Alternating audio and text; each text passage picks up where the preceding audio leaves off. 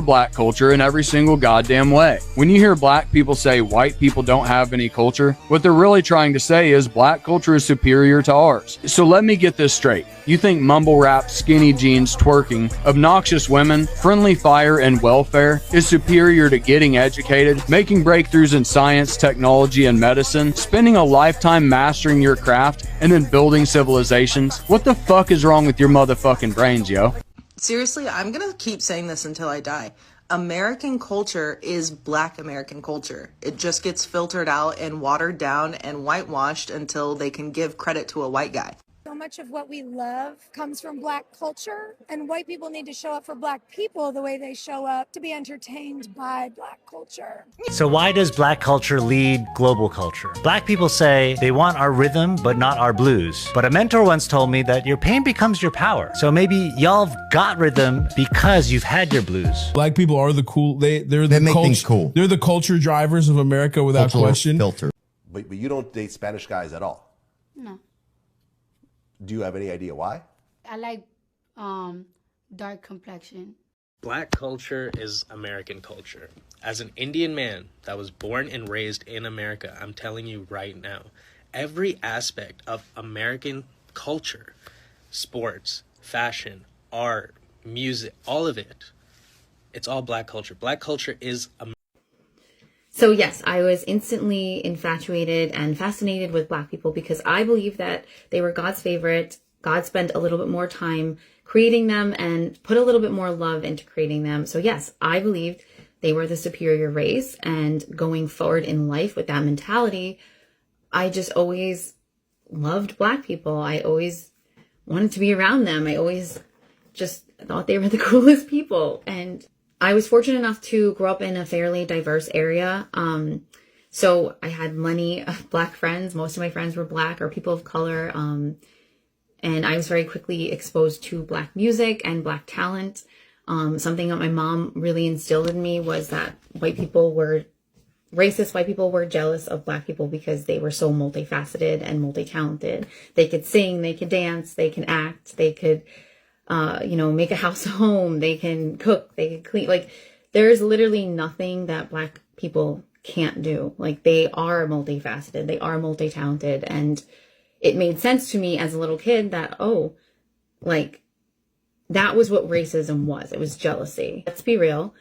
Racism 100% stems from jealousy and envy. And just, I think people who are racist usually have an insecurity within themselves that they have to spew this hatred onto to other people, because it just doesn't really make sense. Racism doesn't make sense in my eyes.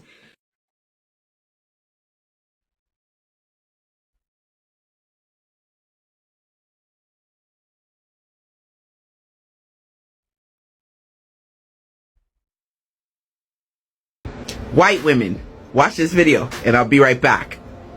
I don't know why, but as a white woman, I love correcting other white women about black hair. I don't know why. Marginalized cultures, like African slaves, don't pass things on to white people. White people steal those things. That's called cultural appropriation. Like this, or this. So I'd like to talk about this absolutely fantastic article I just saw a couple weeks ago about the history of black hairstyles. Before I even get into the various African cultures that you seem to be such an expert on, let's talk about African American culture. Growing up, many black women have fond memories of sitting between the legs of mothers and aunties, head tilted to one side as our hair was tightly braided. It's almost a rite of passage, sitting for hours, a sore scalp, the soothing feeling of cool gel running between the neatly parted braids at the end. Considering you don't even know what Bantu knots are, I'm gonna go ahead and assume that that's not part of your culture. It is absolutely a major fixture in black cultures. Bantu knots, along with other types of hairstyles, became popular in the 1500s amongst African slaves in South America. A Bantu knot symbolized that a person was heading towards a mountainous area and signaled other slaves to either follow them, help conceal them, or aid them in some other way. Bantu knots, not twisty buns or whatever you call them. Tight braids gathered up in a bun called departes symbolized to other slaves that a slave was about to leave and that their departure was imminent.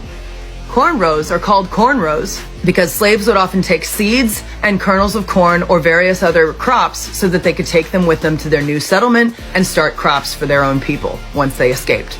Our ancestors would place rice, seeds, and sometimes gold on the scalp between two sections of hair.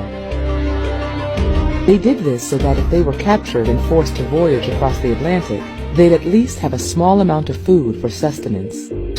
Form follows function. That function was survival and escape.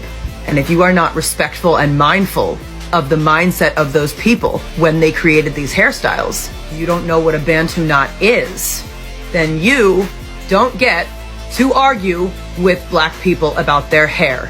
Culture is about experience. Culture is personal and emotional. It's funny, I've been looking at all these pictures and I can't find any with any white people in them.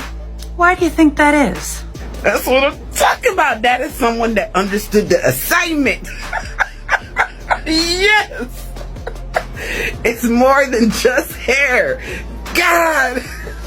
Love it.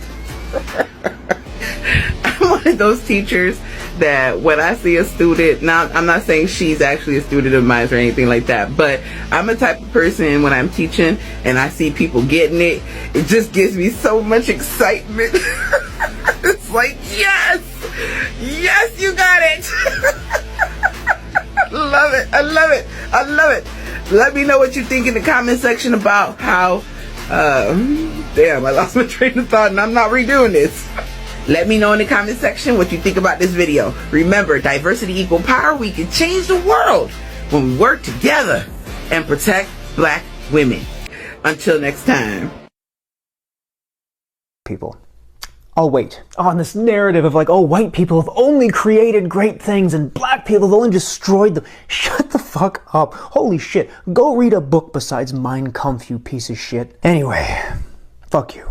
We are the only people that came to America that became Americans because we had to completely recreate ourselves. And it's a fascinating history. We did that mostly with song.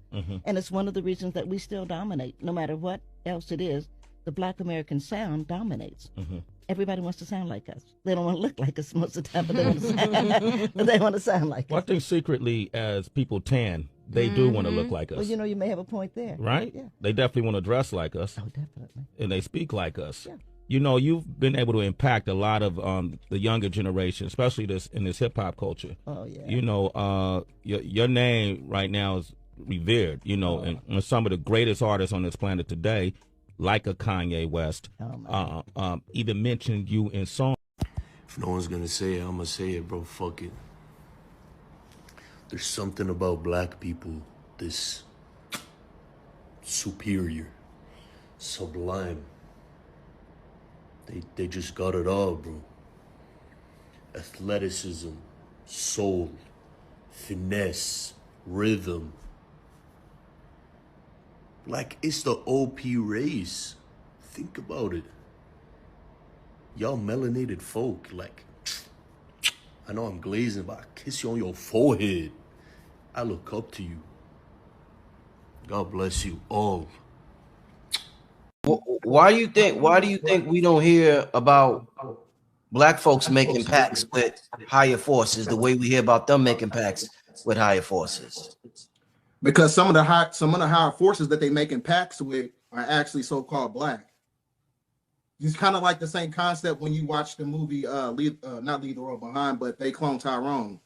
Yeah, they would have the light-skinned beings that was out here doing all the alchemy and messing up the chicken and shit. But when you go at the end of the movie, it was a black man that was controlling everything. So the same thing actually translates in our reality in real time. Same thing. Because you know, when you get to the inception of time, you know, you don't get the recessive from the dominant, you get the dominant from the recessive. I mean, you don't get the recessive from the dominant, you get the dominant from the recessive. So that means that it was a dominant gene here before you. So there was black Canaanites that was here on the planet first, right? Before you had white Canaanites. So that's who they basically asked them to. You know what I'm saying? They getting all their demands and things of that nature. They getting it all from higher forces who are shapeshifters. In fact, Norman Burgum, he speaks about these black beings on his book in The Ringmakers of Saturn. And that's also that's them? That's them? They're Saturnians. You know what I'm saying? And they also talking about how they use they use like ice crystals in order to shapeshift, which is a form of liquid crystal technology. Right. Yeah. So it's one of those things where, you know, they make pacts with higher covenants with other entities. What is it about us that makes these black Canaanites so jealous? Seriously, I'm going to keep saying this until I die. American culture is Black American culture. It just gets filtered out and watered down and whitewashed until they can give credit to a white guy. Jazz, country, rock and roll, rap, all Black American creation. And then you want to move to the protest side. Bro, not only did Black Lives Matter spark actual other things like Asian Lives Matter and Queer Lives Matter and Trans Lives Matter, but on the flip side, when racist assholes were trying to say, well, Blue Lives Matter, through humanity, what happened is it translated into less of a sarcastic thing and more into a genuine, like, support your nurses and firefighters and EMTs. So even the people who might be the most discriminatory, they got to think of Black American for their own fucking views. Black women created modern Western culture. In Western culture, Black women's innovations are often treated as public domain, like Wikipedia. It's absorbed into mainstream media and spit out into dollars and cents until the original source is either forgotten or refined by other people for profit. So it's always been fuck ICE. As a former undocumented immigrant, I still do remember the original people that have been abused by police for over 100 years. So both things are true during this time. Some of my earliest memories feeling confident in my life were from Black women. So I did want to just take a moment and thank Black people for their efforts, specifically during this month. And in this video, Black women, thank you. Black people are the cool. They make things cool. They're the culture drivers of America without Cultural question. filters. In some ways, I guess that's, you know, maybe ancient Greece. What's democracy if not the original hip hop? How everything filtered out from that. Kind of, you know, the same way. Love it when you call me Big Si. The same way music's been taking from Black people forever. Everyone's kind of been taking our shit between philosophy and democracy. But you don't date Spanish guys at all. No. Do you have any idea why? I guess I like first, I like dark complexion. And it seemed like every dark guy that I ever like, they're African American or Jamaican. I don't even like people I think that like is my race, just because I like to date people that are different from me. Like I like to date people that are not like me. I like their culture. I already know my culture. So I want something new to me. So why does black culture lead global culture? Black people say they want our rhythm, but not our blues. But a mentor once told me that your pain becomes your power. So maybe y'all have got rhythm because you've had your blues. Born from chains and pain, rhythm came from struggle. It's not just style, it's survival. The world moves with it because it feels true. And in Korea, we know that kind of pain too. We were colonized, invaded, divided. The Japanese, for example, took our land, our names, our voices, even our daughters. They turned them into sex slaves for their soldiers. Generations carried that shame in silence until that silence learned to sing. It became K-pop. Trauma turned into triumph. A nation healing through harmony. Hip-hop, K-pop, different stories, same truth. Pain gives birth to power. Suffering to sound. Without the blues, there is no rhythm. The reason I say white Americans have no culture is because most of the things that have become associated with white people were black inventions. White people love vanilla, but did you know that vanilla was actually invented by an enslaved black teenager who was 14 years old? His name was Edmund Albius. He's the person who made vanilla a mass-produced product because he figured out how to rapidly pollinate these plants. Or number two, if you've ever heard of techno music, that was actually invented by black people in Detroit in the 80s, which now has become synonymous with a lot of white people in the US or white Europeans, when actually in reality this was purely the creation appropriation of a black person and black people. Or number three, the thing that I think of a lot is how white people have co-opted barbecue. Specifically in California, where I grew up, you will see a lot of barbecue joints that were actually white people's recipes that they stole from black people. It's very much a ripoff of the common Southern home cooking, which, you know, came out of the American South, both during slavery and during the Reconstruction era. So yes, white people don't have any culture, we steal it. And that has historically been the case, and that is why white people are so angry. If you know any other inventions created by black people but stolen by white people, drop them in the comments. Okay, bye! Black culture is American culture.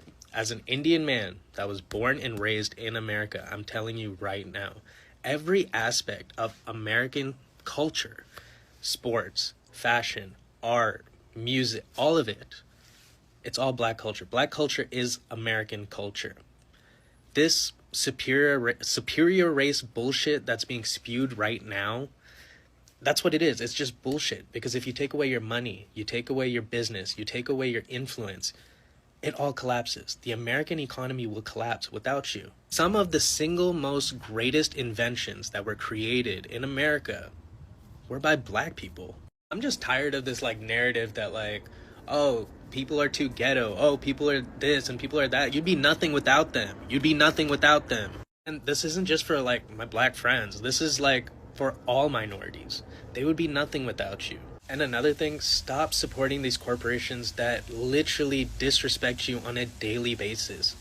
There's a very big difference between African Americans and black people worldwide. Like, African Americans are responsible for so much of the culture, music, comedy. There's like so much of an impact that African Americans have had on the world. Think about just hip hop music. Right? So hip hop music doesn't even exist until I was in middle school. Like late 70s? Yeah. So I was in middle school. I went to high school in 81. And when was Sugar Hill Gang's hip hop, hibbity the hibbity hip hop? What was that song called? Rapper's Delight. Yeah. So that song came out when I think I was 13. I think I was 13. I think I was in middle. 1979 is when it. Yeah. Same Okay. year they formed. That makes sense. So when I was when we first moved to Boston, my family didn't have much money. We lived in a place called Jamaica Plain. Black people have superpowers. Let me tell you why. Think about it, yeah. If life is a game, then being black is like the highest level, like your game, like the player of the game, like the highest form of the creation of the hilly-pillification. Like, it just, if you think about it, yeah, being black, yeah, in any industry, whether it's rapping, football, being an athlete, influencing, modeling, whatever it is, they're just winning. They take everyone's gal, they got beautiful skin, they can eat anything, and like, it's their genes, it's their DNA. Like, they're just winning. I just, like, it's not fair, but like, it's fair because it makes sense. Like, if reincarnation is real, I can't lie to you. I'm gonna be like, yo, this time I want to be black. Like, when I incarnate again, like, I want to feel what it feels like. You get me, like, bro, I can't lie. Is it racist to point out the fact that rap music has become probably one of the most atrocious creative contributions to humanity like ever? Now, before you come at me, all right, I'm not saying that if all you do is listen to rap music that you're dumb, but, you know, I am thinking that. I mean, it gets touted as like this art form, right? But it literally oscillates around the most rudimentary poetic device in the English language, I mean, this rhyming, which is what we use in nursery rhymes, what we use to teach 2-year-olds how to shit without missing the pot. I mean, it showed some promise up until like the mid-90s, I guess, maybe the early 2000s, but ever since then, it's like clown music. I mean, I've grown up with people that listen to nothing but rap music, and I swear their IQ is at least 15 points lower than it ought to be. I mean, it just demonstrates an obvious aversion to emotional depth, right? Like, I would encourage anybody that listens to an overabundant amount of rap music to just go 2 weeks. Just go 2 weeks without listening. Listen to anything else. Listen to The Cure. Listen to, Pet Shop Boys. Listen to Nirvana. Listen to Enya, for crying out. Listen to anything else and see how much better you feel. Why do so many white people get on podcasts, get on TikTok, and talk about how their children don't bathe or how they don't bathe? I feel like there's something to discuss here about whiteness and how it is viewed as clean and pure and better and primary and default.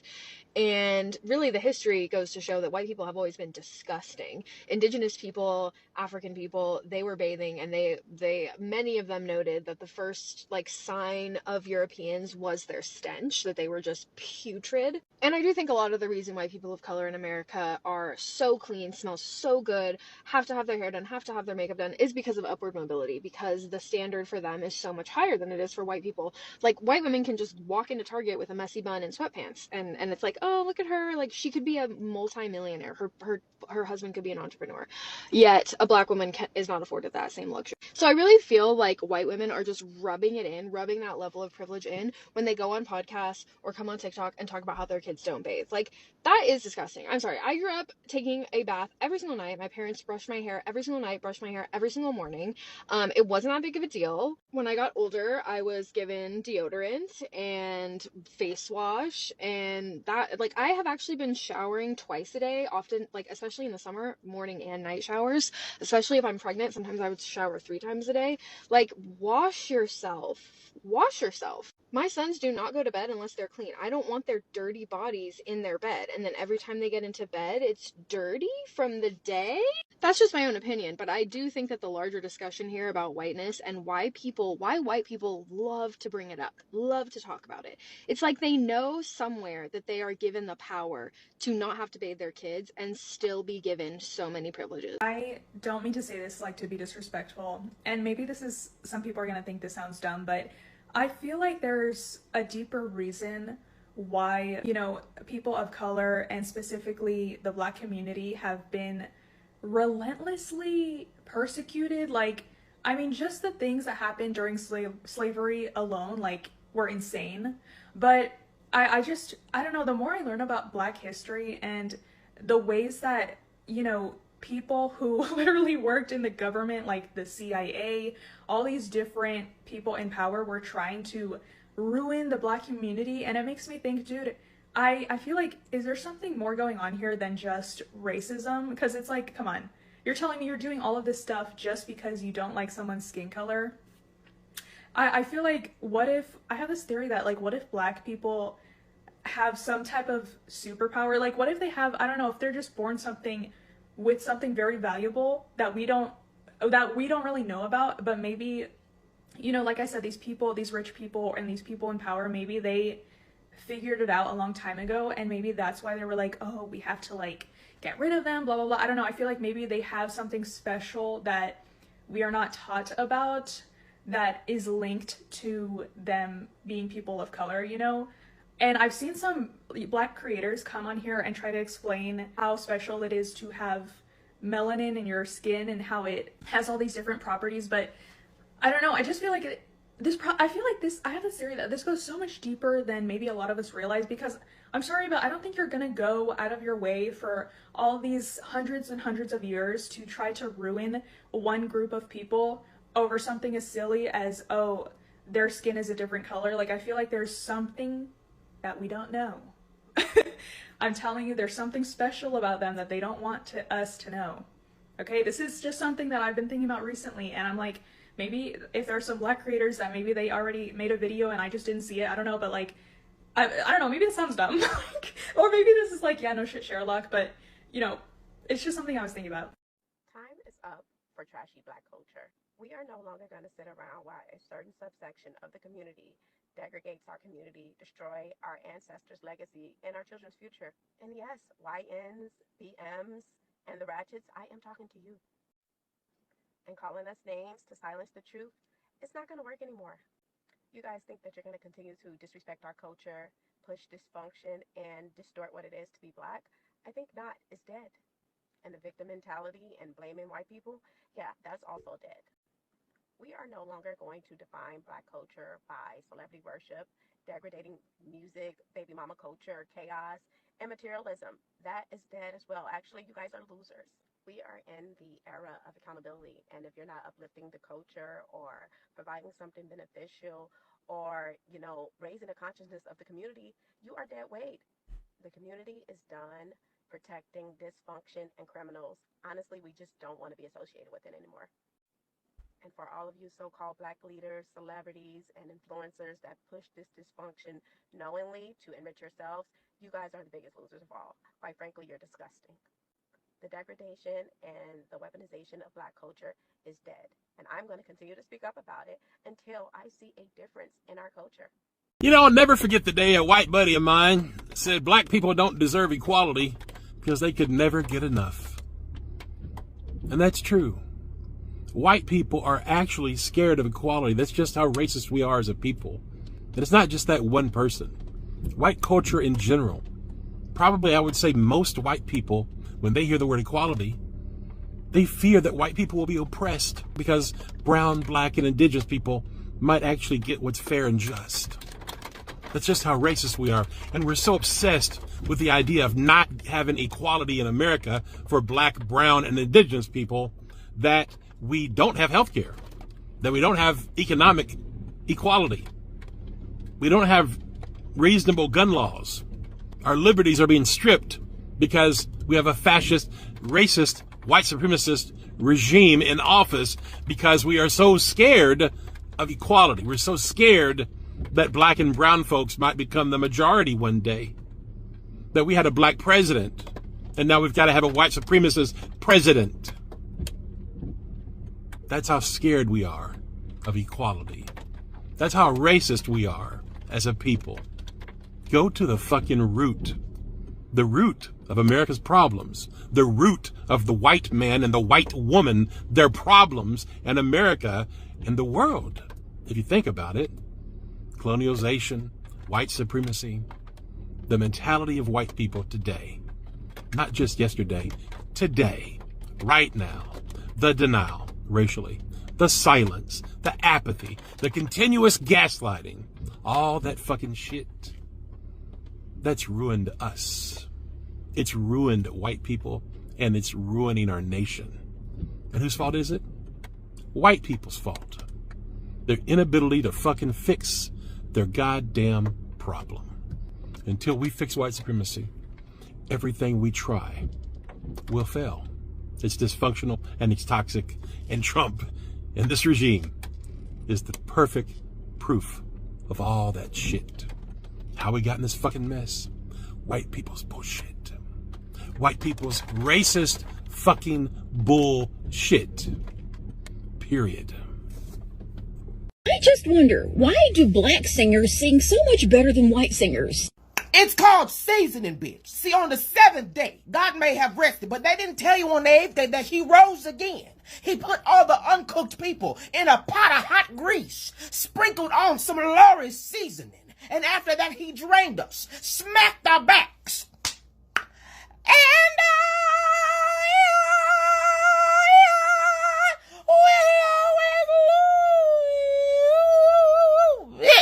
And that's where that voice came from, okay?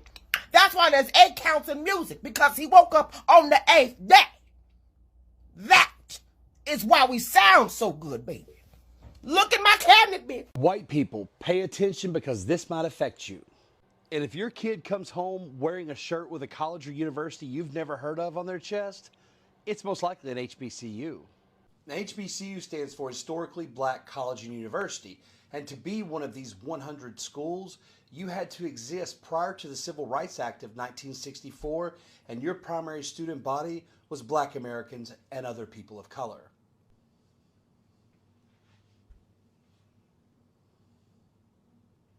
So why am I telling you all this? Ann and I have been to around 20 campuses in the last 5 months, and I'm here to tell you from what we see, the HBCU culture and community is about to become a full-blown American phenomenon. I mean, as we speak, the iconic film director Tyler Perry is working on a movie called The 6888 about Lieutenant Colonel Charity Adams Early of Wilberforce University, who went on to revolutionize the Army mail system in World War II. And if I'm not mistaken, Blair Underwood of LA Law TV show is writing a Broadway play about the same woman. I mean, maybe you might have heard Spike Lee and Samuel L. Jackson went to these universities, Oprah, or that Vice President Kamala Harris was touring campus this fall.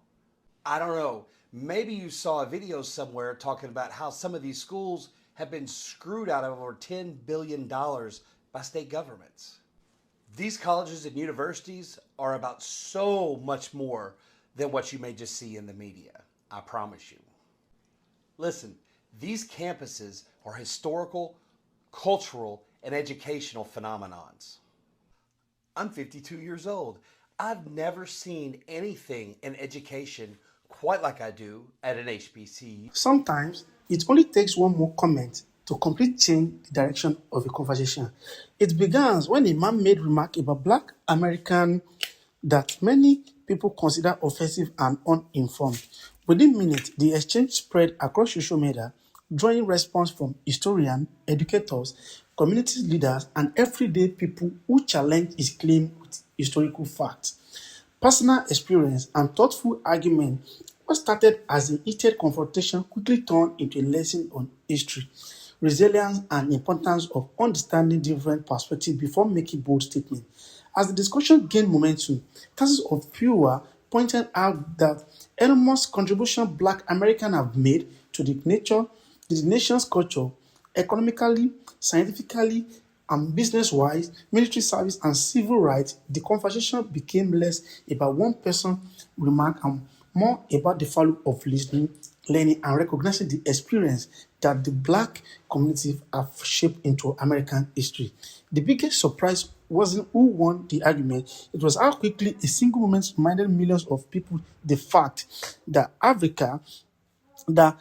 white Americans still, or that white Americans still Black culture in whatever they are doing today. Now, I'd like to hear from you. Do you think social media is helping people having more meaningful conversation about history and culture, or does it too often reward conflict over understanding? Share your thoughts in the comment below, and let's keep this discussion respectful.